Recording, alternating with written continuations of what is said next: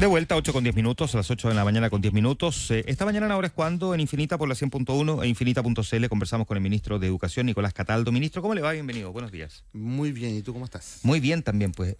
Ministro, bastamos con lo que está ocurriendo a esta hora porque hoy empieza la PAES. Así es, estamos en un proceso, bueno, el de todos los años. Importante clarificar algunas cosas. Yo traje un torpeo porque son hartos datos. Entonces, el día de hoy comienza el reconocimiento de sala de 12 a 1 y luego la rendición los días 2 y 3, ¿no? Aquí estamos con las pruebas de lenguaje, las pruebas de matemática 1 y 2. Recuerda que ahora matemática está dividido en distintos exámenes, ¿no? Según el nivel de complejidad que exigen las determinadas carreras. Y esto es importante porque son más de 300.000 estudiantes que están inscritos para rendir la prueba. Todavía no sabemos si van a ir los 300.000. Por supuesto. Pero son 300.000 los que están inscritos, lo que es muy significativo.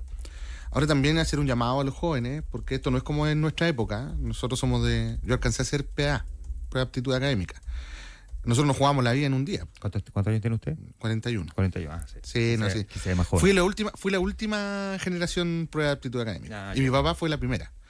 Mire, sí, mi papá abrió y yo cerré. Qué lindo ciclo. Sí. Y esa prueba era en un momento, uno se jugaba la vida, y si no te iba bien tenías que esperar. Ahora tenemos la opción de la prueba de invierno, que complementa los resultados de verano y además la combinación de resultados, ¿no? Porque además esta es una prueba que se mueve a una lógica distinta. Pasamos de una evaluación de conocimiento a una evaluación de habilidades, ¿no? O sea, antes buscábamos saber si el estudiante sabía lo que decía la unidad en el currículum en Exacto. tercero o cuarto medio.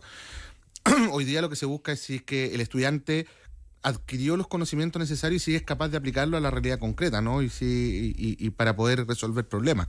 Entonces, estamos hablando de un examen distinto y esperamos en ese sentido entonces que ellos tengan una rendición tranquila, sin mucho estrés, y la entrega de los puntajes van a ser el 5 de enero. Esto ocurre a las 8 de la mañana. El 5 de enero se va a abrir la plataforma con los resultados y además también las postulaciones parten en aquel día. Y el 19 de enero va a estar el resultado de las postulaciones y por tanto comienzan los procesos de matrícula que se extenderán hasta el 29 de enero. Hasta a estas alturas, ministro, ¿qué opinión se forma usted respecto del rol que cumplen tanto la PAES? Yo sé que por razones, digamos, o con objetivos muy distintos, pero CIMSE también, que son pruebas en el fondo estandarizadas en la práctica y que por supuesto tienen un objetivo, pero al mismo tiempo también por el hecho de que tienen una cierta lógica estandarizada pueden generar ciertas asimetrías en términos de los resultados y cómo se utilizan también sus resultados para guiar políticas educativas. ¿Qué tiene de bueno y qué tiene de malo? Son cosas distintas. CIMSE, por eso hago la diferencia entre las dos. Lo común es que son estandarizadas, digamos, pero efectivamente con la PAES se ha dado un paso súper importante en avanzar precisamente a una comparación, a una comparabilidad de los resultados año a año que la hace más justa, mucho más justa. Antes la comparación prácticamente no era posible. Cuando uno decía 500 puntos en la PA o en la PSU equivale a esto en este año, el año siguiente no era necesariamente así. Hoy día eso se ha logrado resolver con la PAES, lo que le hace un instrumento más justo. Por otro lado, el sistema de admisión tiene mecanismos inclusivos que son relevantes. El año pasado cumplimos 10 años del PASE, un tremendo logro que yo creo que ha dado el sistema de educación superior en Chile, permitiendo que incluso ingresen estudiantes que jamás habrían logrado puntaje alto en la prueba por su condición socioeconómica, por su origen, pero que, dado que van a estos programas, logran acceder finalmente a la educación superior con resultados luego equivalentes a los de muy buenos puntajes, ¿no? Y hoy día además hemos logrado expandir el PASE y ya prácticamente estamos presentes en todas las comunas del país. Y además en la incorporación del NEM, que también ha sido relevante, ¿no? Porque una cosa es cuántos puntos saca el estudiante, otra cosa es cómo se ha comportado su trayectoria en el sistema escolar. Eso también es predictor de buenos resultados luego en la universidad. Ah, claro. Entonces, yo diría que cumple su rol, no es para hacer análisis sobre la situación de la educación escolar, para eso tenemos el CIMSE. Y con el CIMSE yo creo que se han hecho varios cambios muy importantes. Hace algunos años atrás se incorporó la evaluación de la dimensión socioemocional, que me parece que es fundamental para comprender por qué los estudiantes aprenden. Entonces, evaluar lo socioemocional pasa a ser un elemento clave.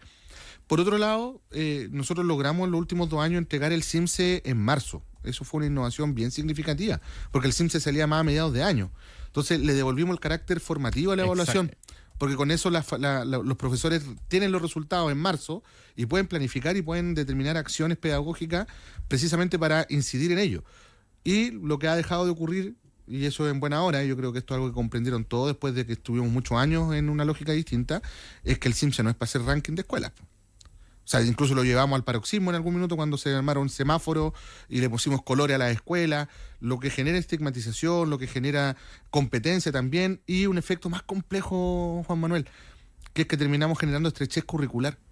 Entonces, si el currículum dice que tenemos que aprender 100 cosas, terminamos solo enseñando aquello que se mide. Y lo que no se mide queda relegado a los aprendizajes integrales de las personas. Claro, que es un incentivo bien perverso al final del día. Súper perverso. Entonces, si deja de existir toda esta presión y todas estas consecuencias, que es un poco lo que hemos tratado de hacer, se revaloriza más el instrumento como informador al tomador de decisión para las políticas públicas. Ya, que eso es un debate, es una reflexión que es muy útil, porque como toda la vida, de vez en cuando uno tiene que hacer ajustes, ¿no? Y me imagino que cuando llegue ese momento, esa es una reflexión que tiene que estar arriba de la mesa también. O sea, sin duda. A nosotros, por ejemplo, se nos endosaba siempre la característica de que estábamos en contra del CIMSE. Sí. Y yo soy profesor.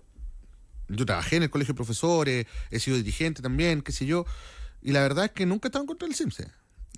Sí he estado en contra de la forma en que se ha aplicado o se ha usado el CIMSE. Eso le iba a decir, más bien el resultado, cómo se ha utilizado el resultado del CIMSE. O sea, el CIMSE es un instrumento psicométrico que te indica algo. Luego, lo que tú hagas con ese algo ya es problema de del político, ni siquiera de la política pública. De hecho, Erika Himmel, que fue una de las mentes detrás de esto, hace mucho tiempo, y fue Premio Nacional de Educación, falleció hace algunos años, ella lo dijo cuando salió Premio Nacional. El problema no es el CIMSE, es el uso que se le ha dado al CIMSE. El hacer estos rankings, el buscar finalmente una lógica un poquito más competitiva. ¿Cuánto apoya el mejoramiento escolar, una herramienta como esa? Y además, y cómo se consigue que no genere estrés indebido en las comunidades educativas? Porque también ese otro gran debate del que se habla poco, porque probablemente están todos esperando que yo le pregunte si va a apoyar a Nojana en su comando y todo eso. No, este tema es la mucho... pregunta es siempre. Sí, y después se lo voy a preguntar al final, porque ya me muy bien. Esto me parece mucho más relevante, ¿no? Absolutamente. Para proyectar, digamos, hacia adelante el rol que tiene usted como ministro de Educación. Sí, mira, por eso decía al principio respecto a la PAES, que es bueno que los estudiantes se lo tomen con un poco más de calma. Es importante la decisión de lo que hagan con la prueba y de lo que hagan después de la prueba, sobre todo. Exacto. Pero también es importante que se tomen su tiempo. ¿Por qué? Porque la prueba hoy día la PAES tiene una estructura que te permite tener evaluación en invierno. Es decir, tú das la de verano, pero también puedes dar en invierno la prueba. Y puedes volver a dar en el verano siguiente. Y puedes combinar los resultados de esas 3 pruebas, los mejores, y poder usarlo para acceder. Que en sí mismo es una modificación muy virtuosa respecto de la utilización de la herramienta. Exactamente. Entonces, porque además es una decisión muy estratégica la que uno toma en ese momento. Yo salí del liceo con 17 años y entré a la universidad con 17 años. Y yo no sé, mirando para atrás, si estaba preparado para tomar una decisión tan relevante de qué iba a ser toda mi vida. Muchos estudiantes se cambian de carrera porque se dieron cuenta que no era lo que querían. O porque no resisten la presión de la familia, en fin, por expectativa. Entonces es bueno tomarse las cosas con calma, no tener presión. Y en el caso del CIMSE, es súper importante cuando las comunidades van comprendiendo que ya no hay consecuencias si tienes un buen o un mal CIMSE, las comunidades también van perdiendo un poco ese estrés que provoca el instrumento. El otro día, por ejemplo, fui a visitar un colegio justamente días antes de la aplicación del CIMSE, y los niños estaban estresados. No, estamos nerviosos. Yo les decía, ¿pero por qué están nerviosos? Si esto no es una nota para ustedes. Claro. Ustedes no van a tener, no les va a bajar el promedio, ni les va a subir el promedio. Lo importante es que ustedes vayan tranquilos y que demuestren lo que saben. Eso es importante. ¿A quién les debe estresar más el CIMSE? Al ministro de Educación, porque los resultados le está dando una foto de cómo está Chile y en materia educativa, y si estamos aprendiendo o no estamos aprendiendo. Eso es lo importante. Ministro, otro gran debate, no sé si es demasiado público, así como que esté todo el mundo discutiéndolo, pero que me imagino sí debería estar todo el mundo discutiendo, es la formación académica en los tiempos de la inteligencia artificial y del desarrollo tecnológico. Y por lo tanto, cuántas de esas formaciones hoy día se están poniendo al servicio de algo que evidentemente llegó para quedarse y que eventualmente pueda terminar supliendo o reemplazando buena parte también de labores para las cuales hoy día estamos formando a niños, jóvenes, adolescentes, niñas, niños, adolescentes, pero también a personas que están estudiando alguna carrera, ya sea técnico profesional o en la universidad. ¿Cómo mira usted ese debate? Porque en el mundo, de hecho, pareciera que hay una cierta confusión sobre hacia dónde llevar la educación. visto que hoy día las mismas tecnologías de inteligencia artificial también contribuyen a esa formación académica. Mira, un debate re complejo, pero yo diría que Chile ha dado pasos importantes. Por ejemplo, fuimos los primeros en la región en contar con definiciones sobre uso ético de la inteligencia artificial en los contextos de la administración pública y también en contextos de aplicación más general. Eso es significativo porque yo diría que los desafíos de la IA son varios, no solamente porque transforman el contexto de la aplicación práctica en nuestra cotidianidad. No sé, me imagino que para el periodismo debe ser una herramienta bien útil para poder profundizar sobre determinados temas cuando están, por ejemplo, en una conversación más técnica. Por cierto. O donde no tiene por qué ser experto en todos los periodistas. O sea, no tiene por qué ser economista y a veces uno lo escucha y es como, que sabe de economía, ¿no? No, claro. Entonces, Si la tecnología hace algunos años a uno le ayudaba a googlear, hoy día la herramienta es mucho más veloz. Mucho más veloz. Y es más profunda. Y es más profunda. También Entonces, puede ser más imprecisa si es que no se sabe buscar correctamente. Hay que entrenar la herramienta. Exactamente. Entonces, el punto es que yo diría que hay un componente que tiene que ver con la ética de la aplicación de la tecnología más que con la tecnología misma. Yo creo que es una primera discusión que tenemos que desarrollar más en profundidad en nuestro país. Por ejemplo, el tema de los plagios, por ejemplo. ¿Para qué usamos la inteligencia artificial, no? Luego, yo diría que esto está incorporándose paulatinamente, pero no lento, en la propia construcción de las instituciones de educación superior. Y yo diría que acá hay un diálogo que debe ser virtuoso entre el mundo productivo y el mundo de la educación, porque esto va a tener un impacto práctico en el mundo productivo. Hace unos días atrás, el día viernes, de hecho, lanzamos la estrategia 2026-2034 de educación superior. Y esa es una estrategia que construimos junto a las instituciones, construimos junto al mundo de la producción y el comercio, construimos juntos a el mundo de los centros de formación técnica, para construir acuerdos en el marco temporal largo de hacia dónde tenemos que mover a la educación superior pensando en los desafíos del desarrollo del país.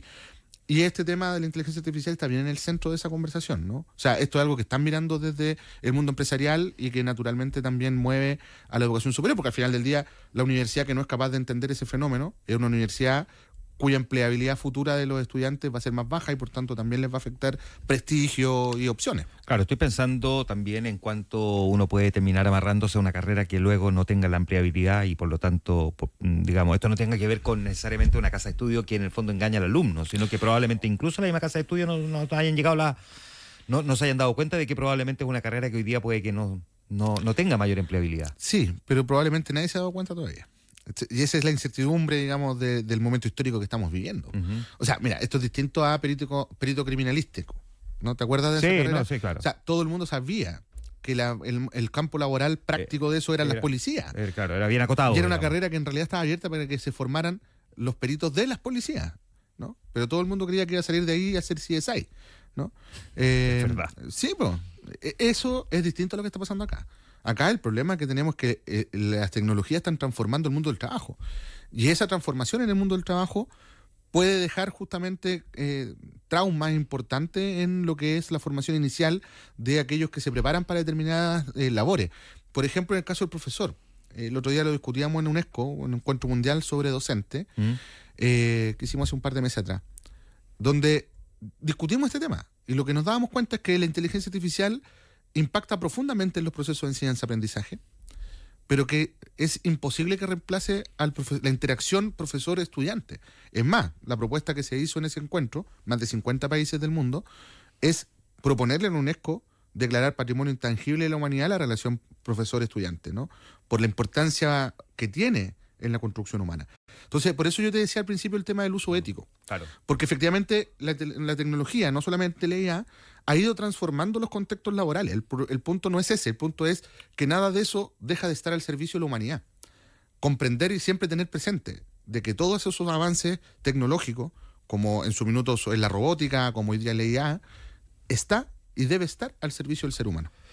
Déjeme ya lo de vuelta ahora a temas de la otra contingencia, porque esto es muy contingente, pero probablemente menos visible, y a mí me parecía importante partir por eso. Y es ¿no? largo, es bien largo. Sí, y probablemente los siguientes meses, ministro, cuando ya no esté ocupando el cargo, nos vamos a sentar aquí a conversar. Por supuesto, y tengo tantas cosas que quiero profundizar, pero bueno. Hablemos un poquitito Falta tiempo. del nuevo financiamiento estudiantil, el FES, el Proyecto de Financiamiento de la Educación Superior. Hemos visto que ha enfrentado observaciones, la Contraloría que objetó aspectos de su diseño financiero, hay expertos universitarios que también han mostrado, digamos, cuestionamiento o preocupación por la autonomía de las instituciones con el modelo que se propone. Déjeme preguntarle qué ajustes se le están haciendo, cómo están recogiendo esas opiniones que se han expresado frente a esto. Mira, con harta ganas de poder concordar pronto un marco de transformación al proyecto. O sea, yo creo que aquí mismo lo he dicho varias veces. Nosotros estamos súper aperturados a mirar justamente estos espacios de crítica que se han hecho en su justa medida cada uno, porque naturalmente un rector tiene todas las ganas de maximizar, digamos, su posición, es decir, si puedo obtener no solamente un instrumento que va a recaudar más, si puedo obtener además copago, sin tope, si puedo obtener, o sea, toda la rentabilidad posible, la va a buscar. No es que a la universidad les sobre plata, eso yo lo entiendo, pero tenemos que hacer esa discusión con cierto marco de racionalidad. Entonces, frente a la discusión del copago, nosotros decimos sí, pero tenemos que tener a la vista ciertas regulaciones que no hagan finalmente sufrir un retroceso a las familias. Porque uno de los objetivos de avanzar este nuevo modelo de financiamiento estudiantil es que los estudiantes se lleven una mochila menos pesada para la casa, a diferencia de lo que pasa hoy día con el CAE. Luego, cuando uno habla del tope, uno tiene que pensar justamente en otro elemento. O sea, el tope me refiero a cuántas veces se puede cobrar, digamos, al estudiante. Y si uno quisiera avanzar a un modelo de crédito, uno podría transformar eso en una tasa de interés, o sea, decir, ¿qué tasa de interés tú le quieres cobrar al estudiante, ¿no? Y bueno, eso tiene que estar asociado obviamente a otra pregunta. ¿Cuánto subsidio público queremos poner sobre la mesa? Porque mientras más baja la tasa de interés o más bajo el tope, más recursos fiscales tienen que haber para que el sistema funcione.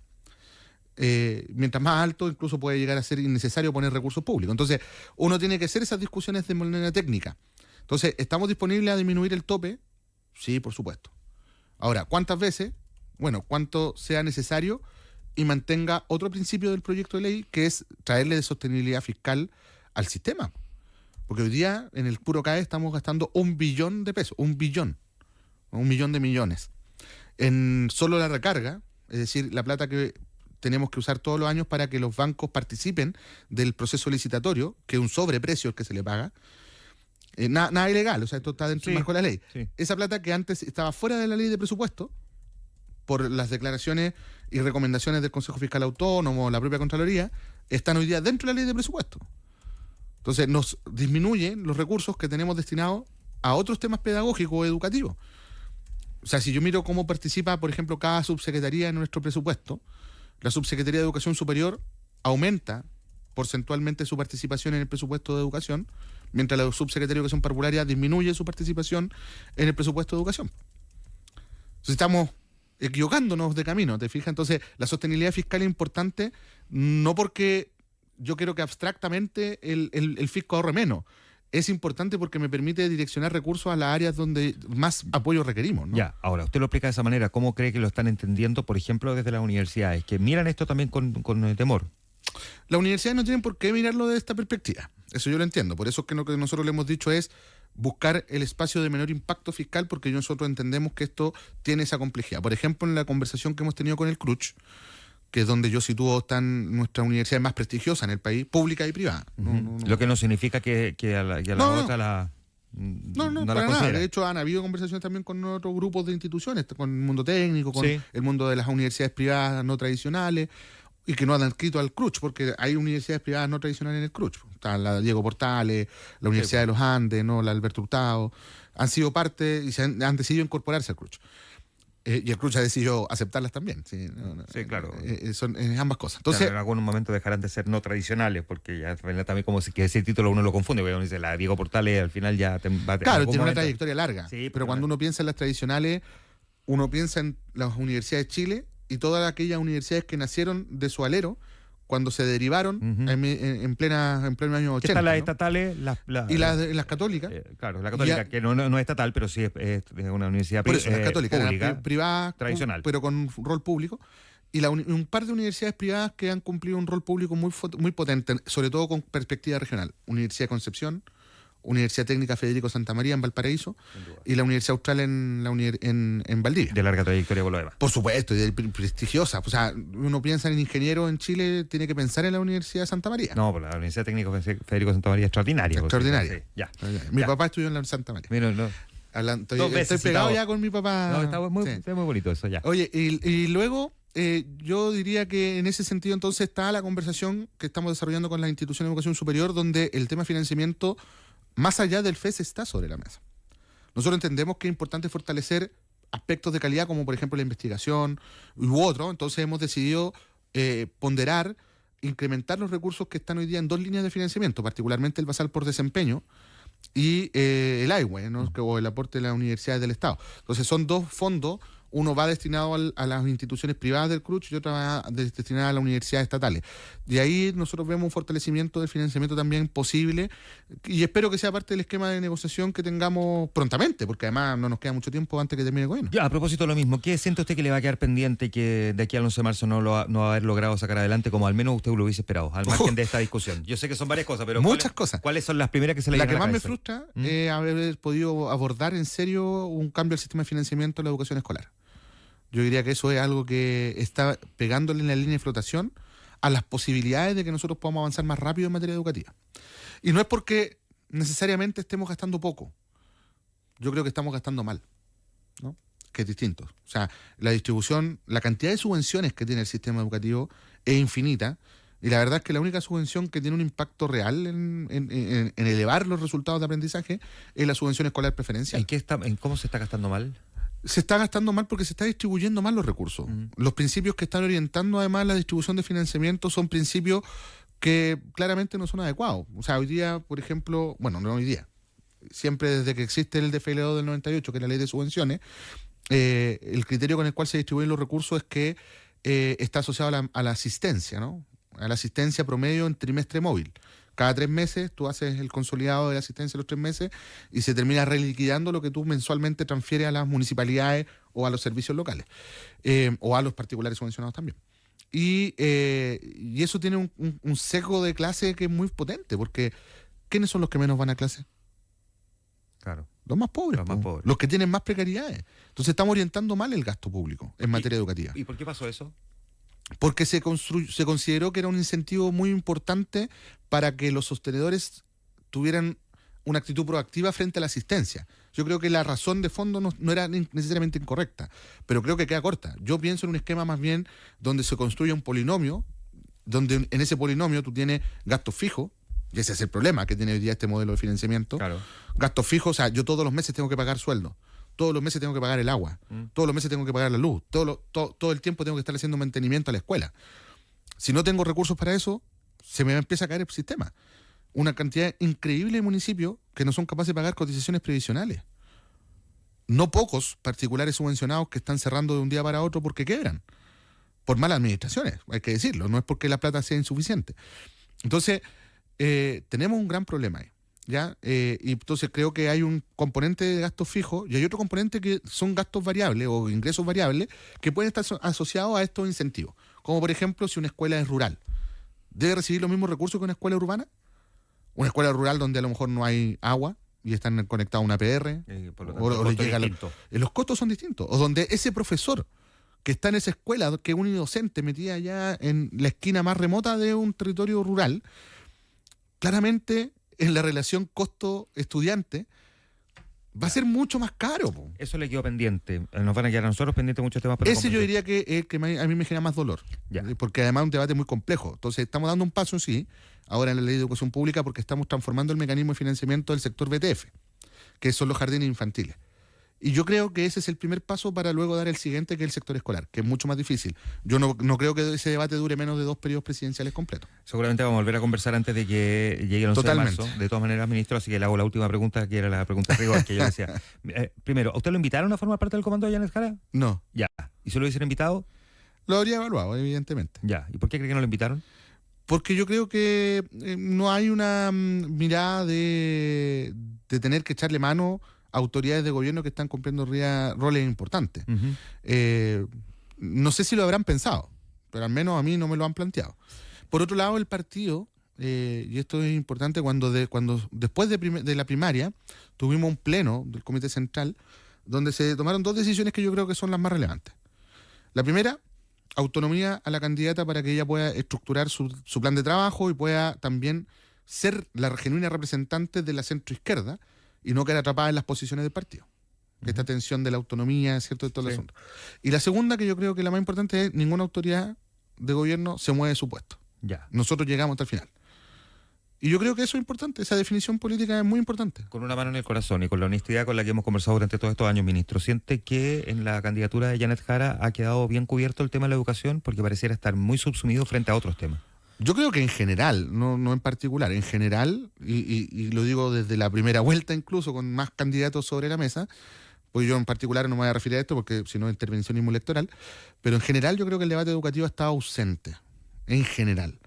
Y yo creo porque los énfasis de la política pública, no solamente ahora en el contexto electoral, sino que incluso durante estos mismos 4 años, no ha estado necesariamente en la educación. Fíjate, cuando se habla de educación en general, se habla desde una dimensión muy particular, la seguridad. La seguridad. Y no estamos hablando de aprendizaje, nos cuesta hablar de todos los otros temas que son tanto más importantes incluso para justamente prevenir los problemas de seguridad. O sea, ¿qué otro elemento, Juan Manuel, podríamos tener que nos evite que en el futuro estos mismos jóvenes, estos jóvenes que se están formando hoy día, delincan, se incluyan en las redes de crimen organizado? ¿Cómo tú puedes combatir la violencia en los contextos sociales? Al margen de con eso, educación. ¿qué tema de educación sí le hubiese gustado, así que hubiese sido mucho más vistoso y que los candidatos hubiesen estado discutiendo en términos del contenido educativo? Yo creo que el aprendizaje. Mira, hay algo que es bien importante. Hace poquitos días atrás sacamos una carta, exministros y el ministro en ejercicio. Y yo diría que estuvieron todos los exministros desde el retorno a la democracia en adelante que están en condiciones de suscribir una carta. Pongámonos todos de acuerdo en que los niños tienen que aprender a leer cuando en la primera etapa del ciclo básico. Pongámonos de acuerdo en que son aprendizajes basales que luego habilitan otros aprendizajes. Yo creo que ahí es donde tenemos que hacer un poco más de esfuerzo, pero eso implica recursos. Y esos recursos tienen que provenir de algún lado, ¿no? Uh-huh. Entonces, la cartera de educación tiene mucha plata. Son 17 billones de pesos, junto con salud, las más grandes del presupuesto de la nación. Pero casi toda esa plata está marcada por ley. Entonces no es mucho lo que uno puede orientar desde el punto de vista de prioridades, así como individuales, como ¿qué haría yo como ministro? En ese sentido es bien frustrante. Entonces yo diría que ahí es donde nosotros deberíamos ponerle más el diente al asunto. Ministro Cataldo, gracias por conversar esta mañana con nosotros.